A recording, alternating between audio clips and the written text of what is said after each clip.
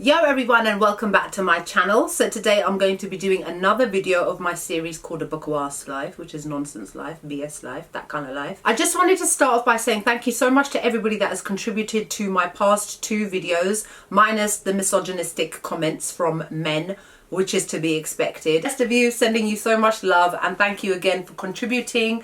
It's really helped me a lot to understand and learn a lot more about a lot of these issues that we talk about.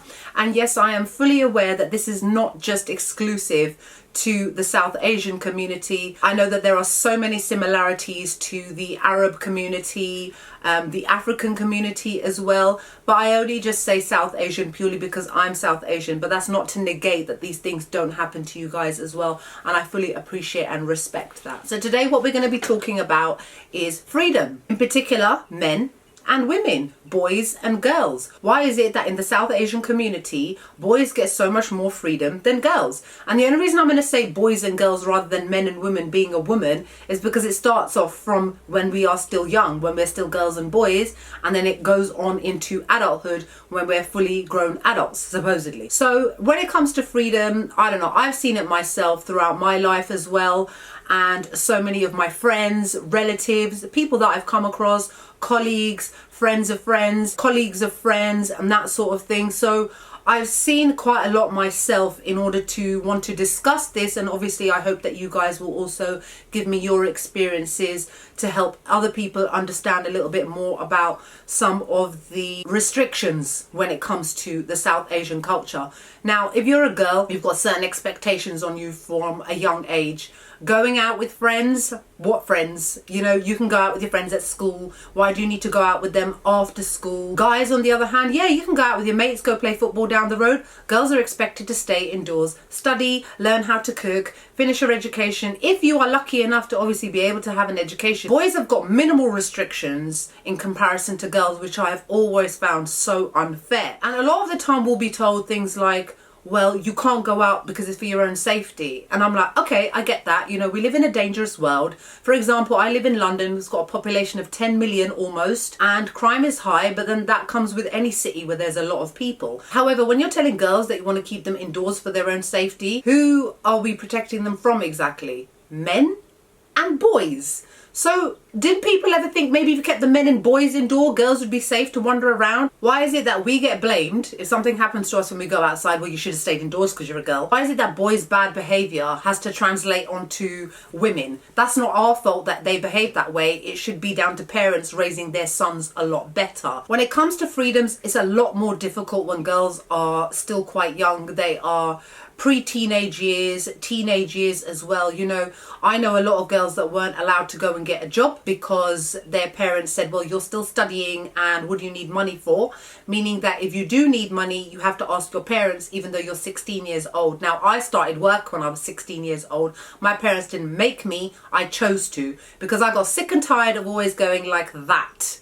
Why should I have to ask my parents for money to buy something for myself when I can just go out and get a job and do it myself? And there I was, £3.20 an hour in Burger King. Yes, that's how much I was getting paid in the 90s to flipping child slave labour. But regardless, it gave me that life experience and it gave me that understanding of the outside world so that I could be an independent person. And that's exactly how my parents saw it. So that when they are no longer around, can Charlena take care of herself? Yes, she can. And that to me is an important thing when it comes to freedoms, when it comes to boys and girls. You need to give them real life experience. You can't always have them relying on their parents. And when it comes to women and girls in particular, you can't have them raised to only ever rely on their spouse or their brother or their dad. Now, boys do not have that same expectation. Boys are allowed to do whatever the hell they want. They want to roam the streets in the middle of the night, you go for it. If you're a girl and you're roaming the streets in the middle of the night, you must be a prostitute, you must be a whore, you must be a tramp, you must be a loose. But boys are doing what?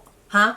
Twiddling their thumbs. They're the ones that are out there causing the problems. Now, I'm not going to obviously say that all boys are like that, because of course they're not. However, why are we not given those same freedoms as guys? I don't think it's fair. I've never thought it was fair. Luckily for me, I've got very liberal kind of minded parents. But it's not just that I have liberal minded parents. I've got very independent mindset. I've been like this since I was a young child. If somebody ever said no to me when I was a child, my first thing to say back would be why? And then I'd ask for an explanation, because I think it's fair. If you're telling me that I can't do something, I want to know why I can't do it. Give me a legitimate debatable reason, let's talk about it so that I can understand your point of view, and then I can decide whether or not I agree or disagree with your viewpoint. However, not a lot of parents allow their children to even have an opinion, let alone give them the opportunity to say anything back. Now, I know, like, from my parents' generation, when it came to things like education, it was very much guys can do it. Now, girls were able to be educated up until school age, but after that they were expected to get married and move into their in-laws' homes. Now, the example that I will give is that my mum is one of 3 children, 2 brothers. They're both university educated in the UK, but she's not. And I was like, why? It's because she's a girl.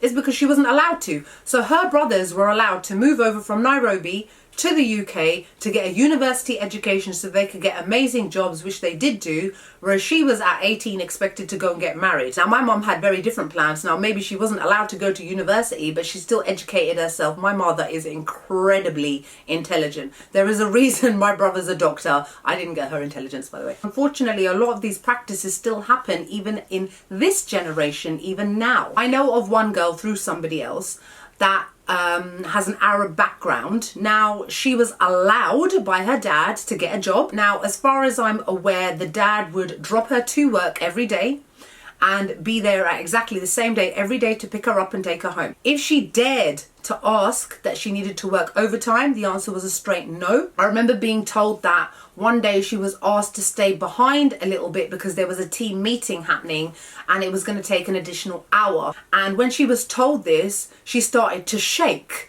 and she started to get worried. Now, the person I know that knows her said, "What's wrong?" And she said, "My dad won't allow me. My dad won't let me."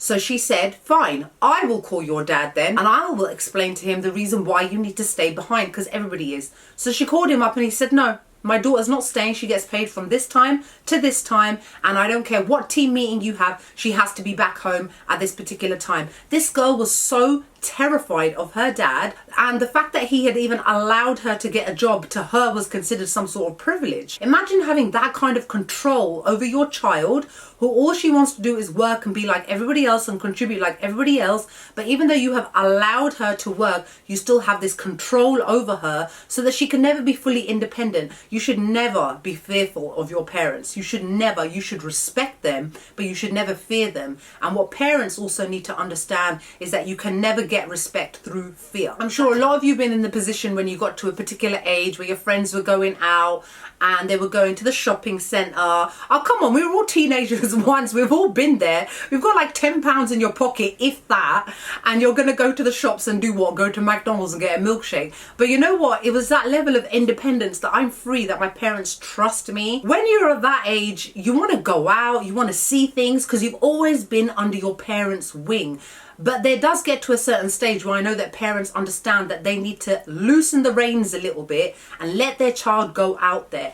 Even if it is something as small as giving your kid £2 to say, "Can you walk up the road and get a pint of milk?" A little bit of independence is massive for a child. My dad trusts me. My mom trusts me. You know, if they let me do this, then they'll trust me to do this and this and this. And not just that, it's good for your child to also be out there on their own and gaining that level of independence for themselves so that they can see that the world isn't such a big bad place as their parents have always made it out to be. But unfortunately, when it comes to girls and boys, they're very much taught that the place is there for men and there's not really any space there for women. And if you are the kind of woman that is going to maintain to want to have that independent mindset of being able to take care of yourself, there must be something wrong with you. A man will take care of you. Even when it comes to things like education that I mentioned, it's fine for a man to go and get a university education, get a master's, get a PhD, because he's going to be the one that is considered the breadwinner in the house, whereas the woman is expected to do nothing other than cook, clean and breed. And that is pretty much it. Even if you have aspirations to do things with your life as a woman, you will not be allowed to, because you are not given the tools and the ability and the finances to be able to do so. Because the bottom line is, you got to ask permission. You've got to ask permission. Now, when it was me, as soon as I finished my A-levels, my dad was like, "Right, where are you going? University? Good, go." As soon as I was ready to start working, my dad was like, "Why is she still in the house? Go find a job, contribute, go learn about life, go learn how to take care of yourself. Your mother and your father will not be here all the time for you to do this, that and the other." And I love that about them, and I appreciate about that, and I rate that about them, that because One day they will not be here. Will I be able to take care of myself? 100%. Because of the fact that they have instilled these independent values in me from a very young age, and also allowed me to go out there and do my own thing. Can I come home at 3 o'clock in the morning? Yes, I can. Does my dad still get annoyed about it? A little bit. What can he say? I'm nearly 40 years old. That's another thing. Because in South Asian culture, a lot of us are expected to stay at home with our parents. Don't get me wrong, I stay out of choice.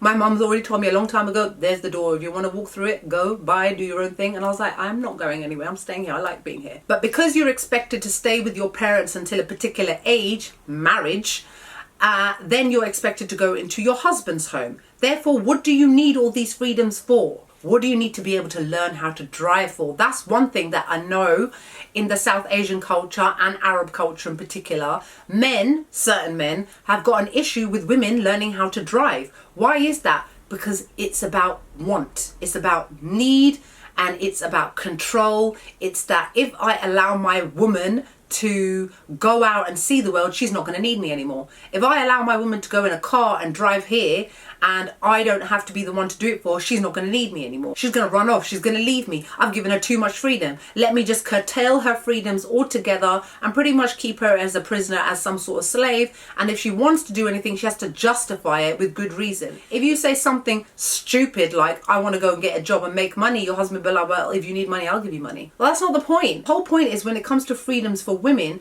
is our want to be able to do something for ourselves. Now, that is not a slight upon men. However, that is how men see it.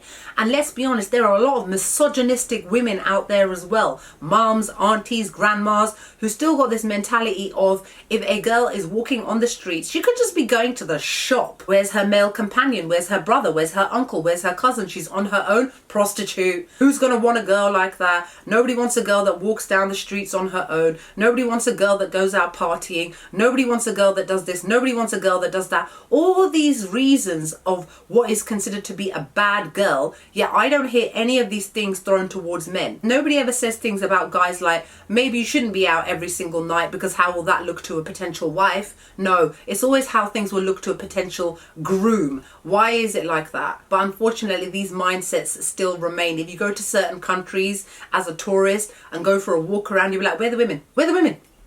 Well, there's just men everywhere. And God forbid, if you're a woman tourist on your own, you'll be followed around by men.